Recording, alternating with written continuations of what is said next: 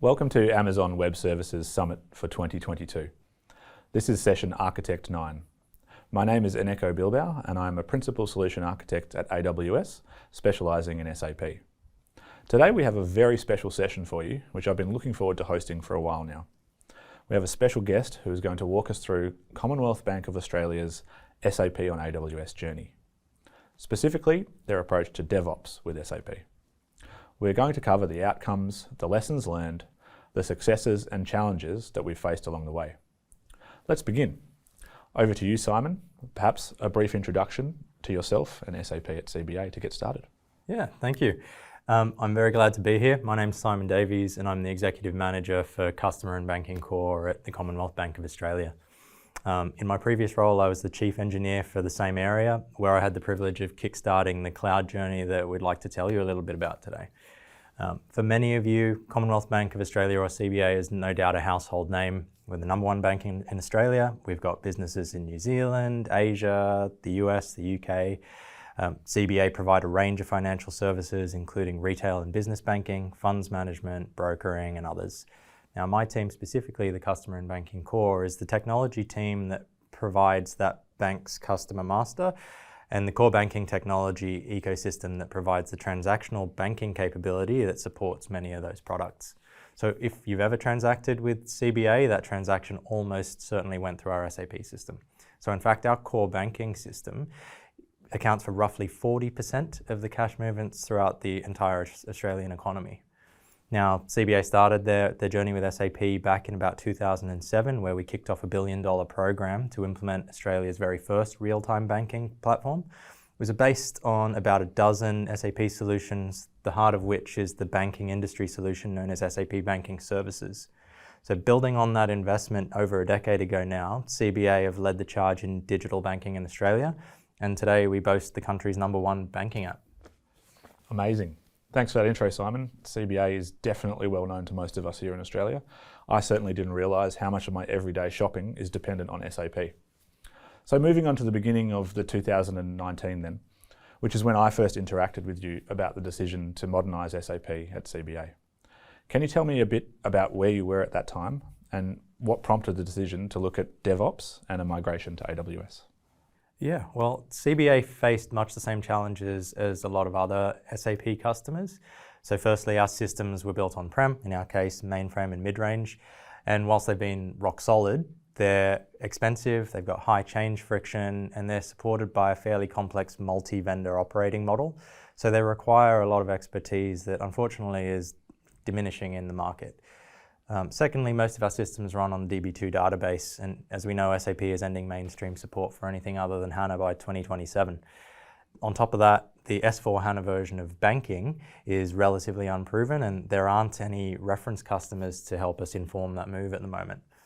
Thirdly, resilience, absolutely key for us. We've got an enormous obligation to keep our systems available to our customers. So as I just mentioned, 40% of the economy relies on us being available and performant around the clock.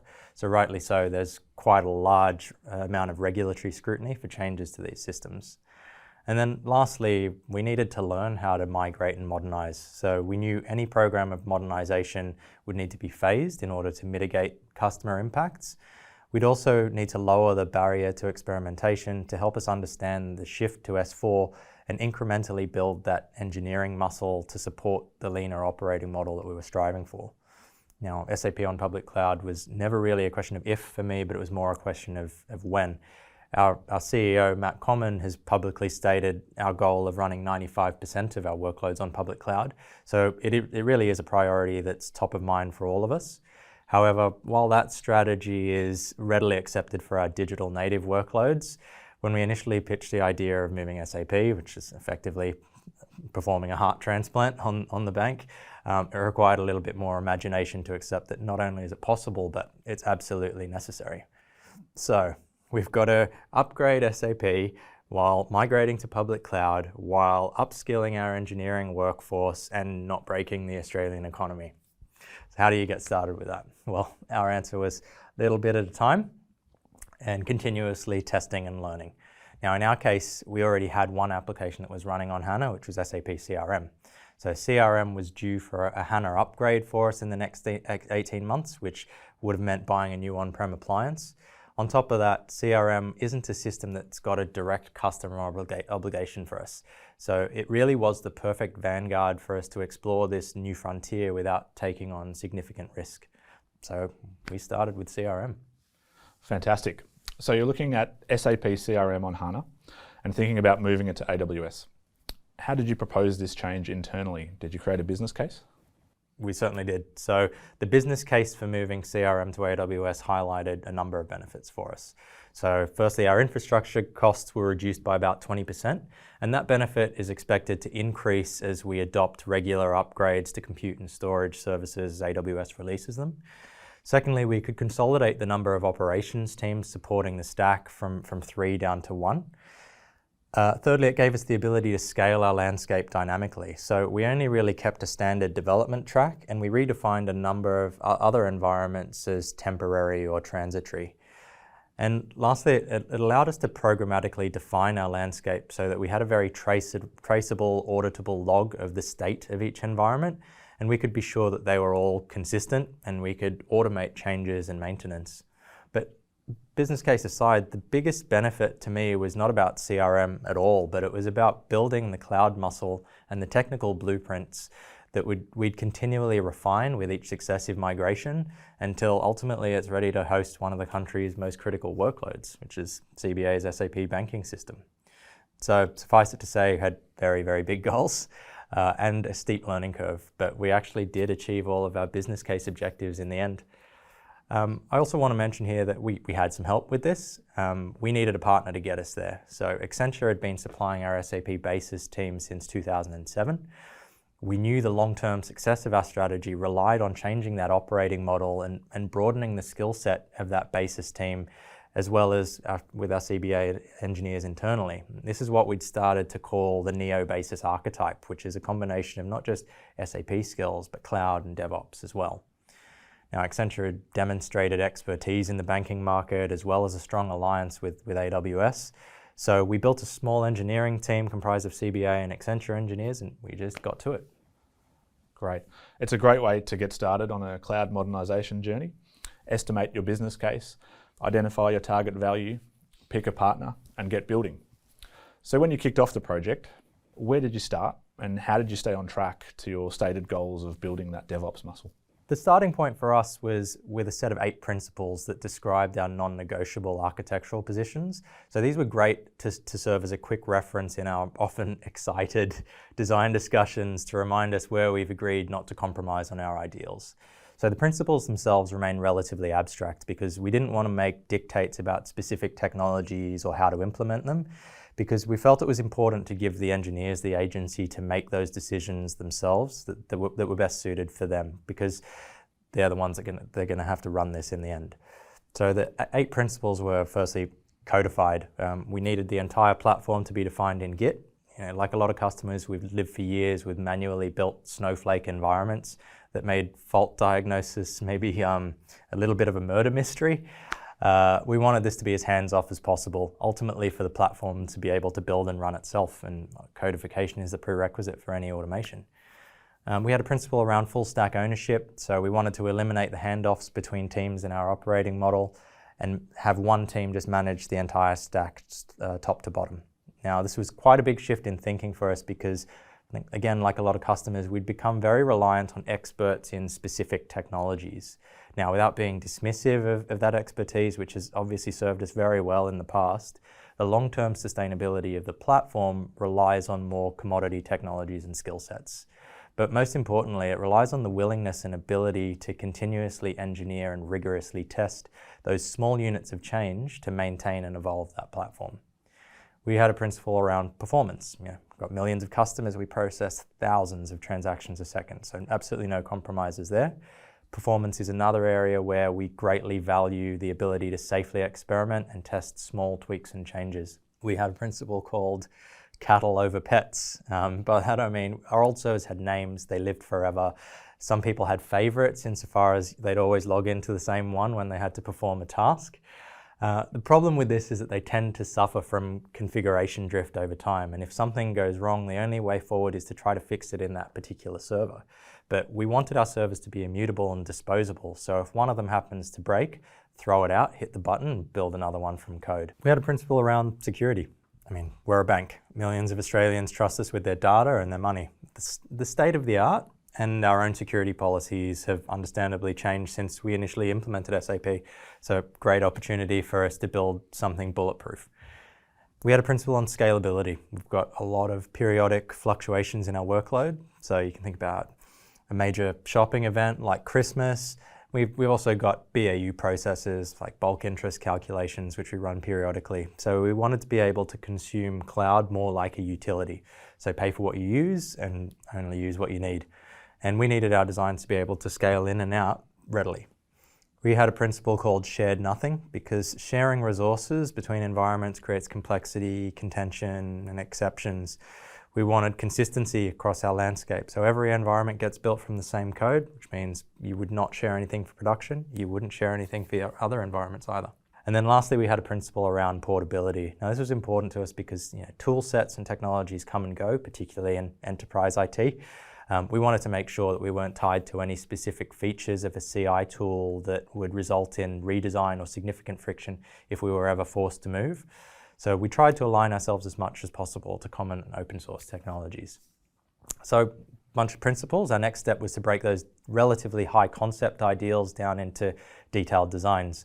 So for this, we took a very operational lens. So what are the scenarios that we actually need to deal with, and what actions do we expect to be taken within those scenarios? So things like stop this instance, start this instance, leave cluster, join cluster, create, destroy, and so on. And what we learned from going through that exercise was that most of the actions were repeated across multiple scenarios or even within the same scenario itself.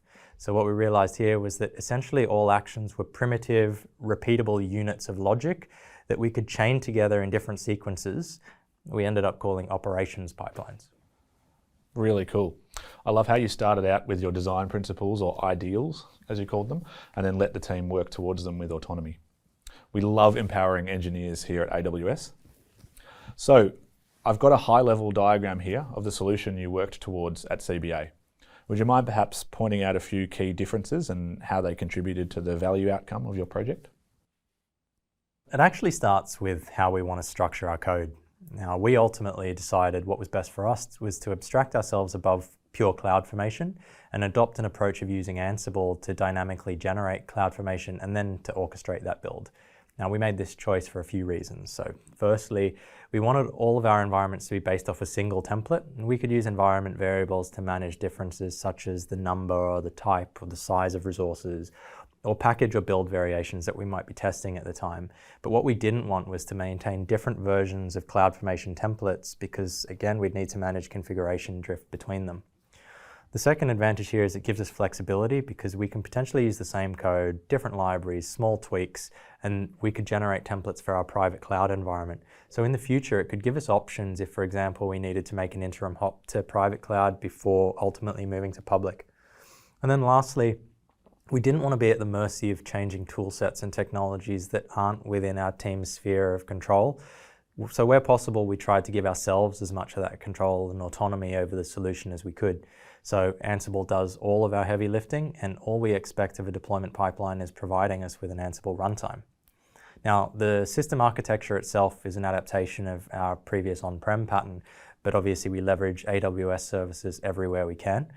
Now, fortunately, and I'm sure some people may argue the point, but SAP set a bit of a paved road in terms of the services that you can and can't consume from AWS. So up front, it's pretty clear what you're dealing with. But then the real decisions that we deliberated on in often excited discussions was the translation of a traditional multi-data center deployment into AWS availability zones. So it raises questions like how much do we actually need to over-provision, if we can provision on demand, or how would our recovery procedures differ? But ultimately what it comes down to is that we needed to show that we can deal with the loss of an entire AZ, and we can re-provision lost capacity within the SLAs that our business requires. Now, the last piece that I'd like to mention, which I think is equally the biggest source of frustration but also pride for the team is our clustering solution. So it starts as the standard AWS Red Hat pacemaker cluster, but we wanted something that would seamlessly handle dynamic resource changes that we chose to invoke, like the addition, removal, failover of a HANA or central services node. So our team built a lot of automation around that. And as I said, it was the source of a lot of frustration at times, but absolutely worth it, and it contributes a lot to our business outcomes and to our reduced downtime. Thanks, Simon. That's a great approach to SAP on AWS, and I love the architecture diagram. CBA is certainly pushing the boundaries of automation and pipeline-driven operations of SAP. It's great to see you bringing a cloud-native mindset to an older application architecture. If you don't mind, would you mind running us through a little of the journey that brought you to your operational state on AWS? Sure. In total, our journey to design and build our target state SAP on AWS platform, redesign our operating model, migrate CRM as our first productive workload took us about 18 months. Now, a lot of that time was spent up front in design, trying to reconcile some of our organization's opinionated cloud architecture with SAP's non-negotiables, which is really, I think, just a first mover problem. But beyond that, the project can be seen as 4 phases of iterative build and testing, some overlap across those phases. So firstly, we had platform engineering, system testing, which our engineering team could carry out in relative isolation.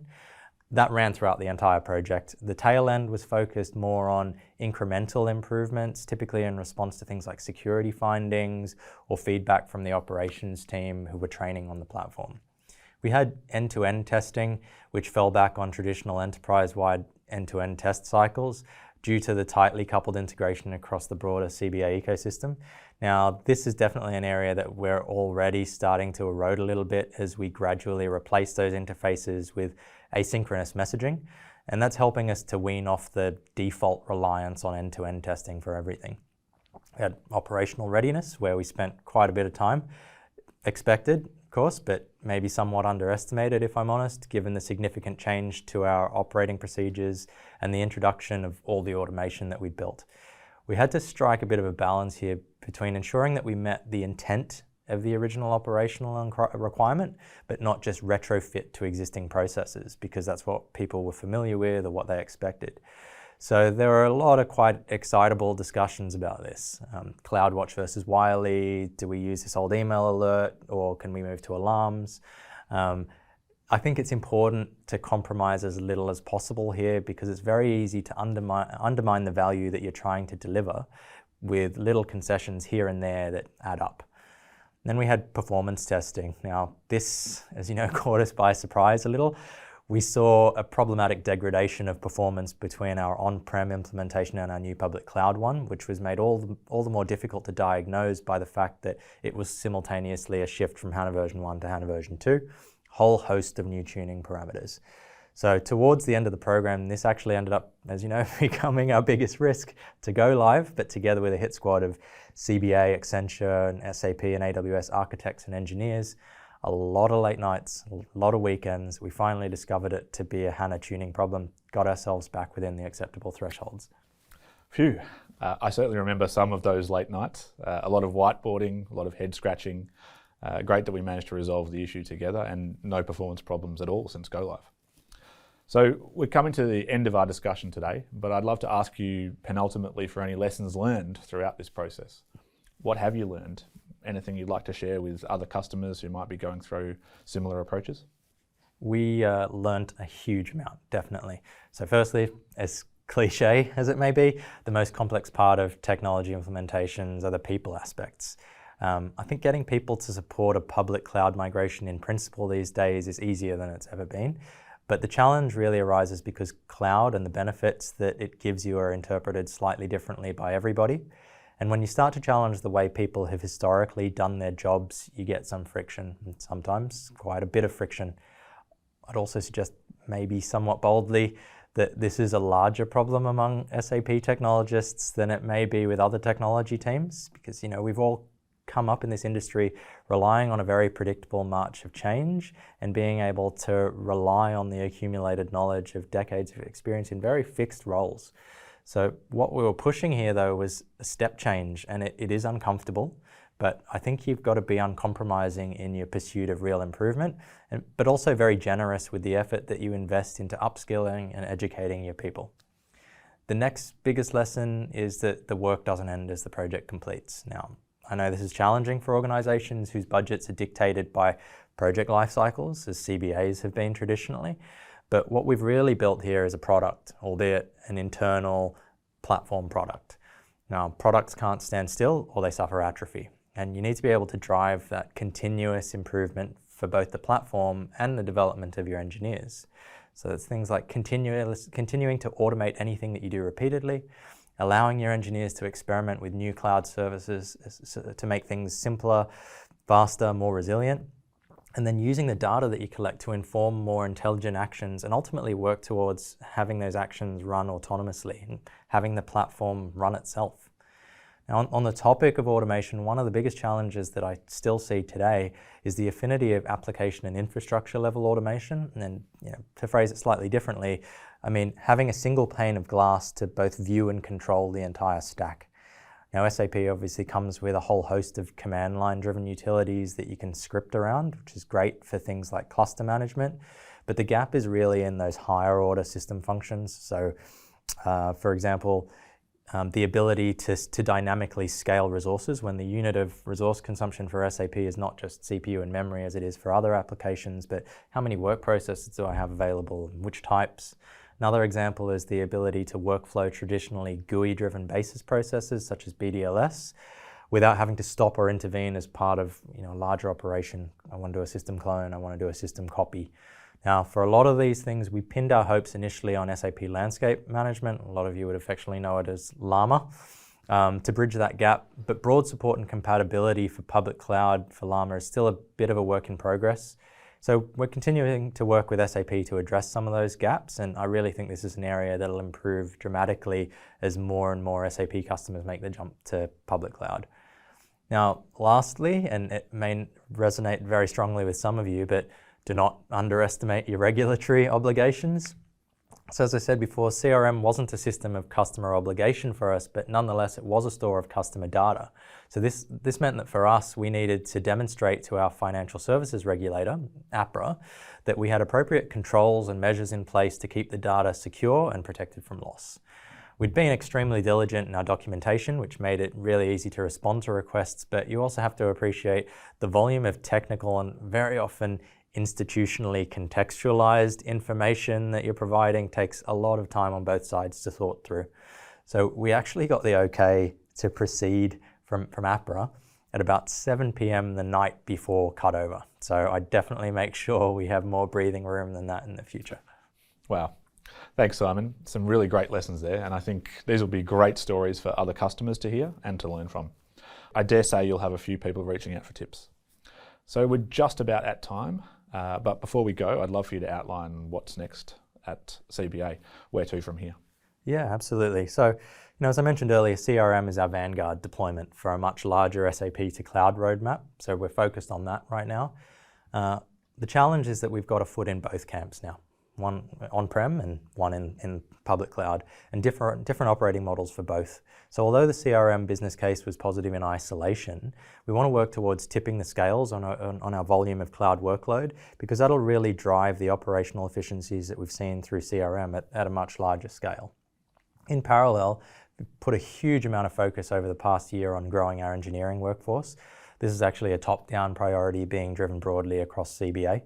The importance of this really can't be understated, because what cloud really enables is engineering autonomy. It's a toolkit that you can give to creative people to solve problems that previously were outside of their sphere of control. In turn, that engineering autonomy creates a flywheel effect of continuous innovation and improvement.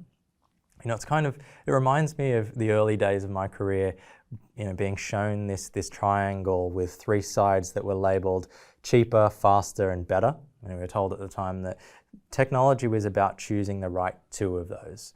That could not be more wrong. These days you have to aim for all three, and cloud is a really great example of how that can be possible. Awesome. And AWS will be right there with you, helping with these goals. We heard today from a great customer of ours around modernisation of their SAP landscape, which is helping transform their business. You can transform your mission-critical applications and unlock business intelligence by migrating and modernising Microsoft, SAP, and VMware workloads as part of a complete digital transformation strategy. Migrate to the most extensive global cloud infrastructure for cost optimization, scale, security, performance, and resiliency, and modernise leveraging AWS cloud-native tools for agile application development, advanced data and analytics, and innovate faster than ever before. Leveraging our experience with more than 1 million active customers, AWS and our AWS partner network can help accelerate innovation by transforming the legacy enterprise applications and data that form the foundation of your business. As a quick aside, a major part of any migration or transformation, as we've been discussing here, is building the right skills for your journey. I encourage you to get engaged with our training and certification content today. Scan one or both of the QR codes on the screen to get started with your cloud skills training and certification. So once again, Simon, it's been a blast.